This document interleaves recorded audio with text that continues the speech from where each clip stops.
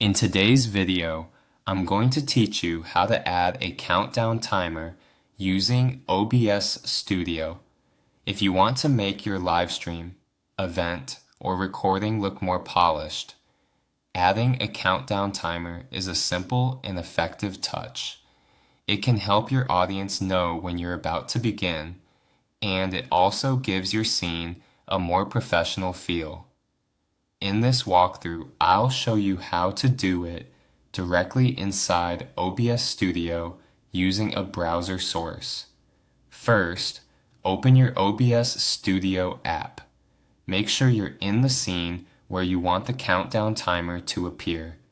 This is important because any source you add will show up inside the currently selected scene unless you move or copy it later.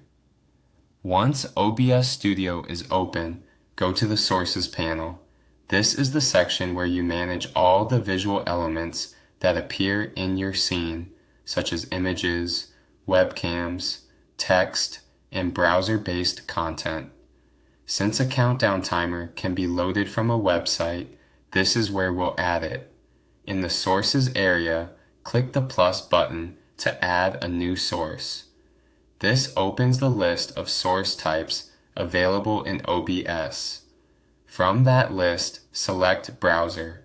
A browser source allows OBS to display content from a web page directly inside your scene, which makes it perfect for online countdown timers. After selecting Browser, enter a name for the source, then click OK. Choose a name that makes sense to you, such as countdown timer, so it's easy to identify later if you need to edit or remove it. Keeping your sources clearly labeled is especially helpful if you use multiple overlays or scene elements.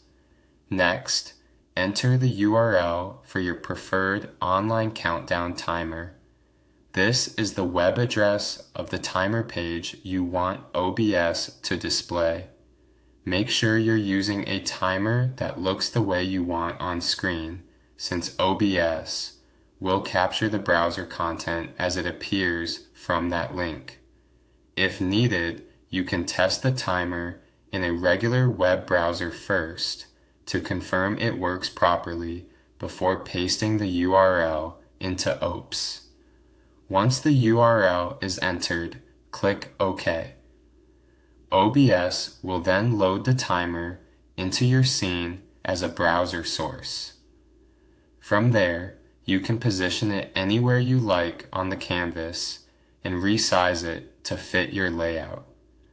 If the timer doesn't look quite right at first, you can always return to the browser source settings and adjust it later. And that's it. You've successfully added a countdown timer using OBS Studio. This is a quick setup, but it can make a big difference in the presentation of your content.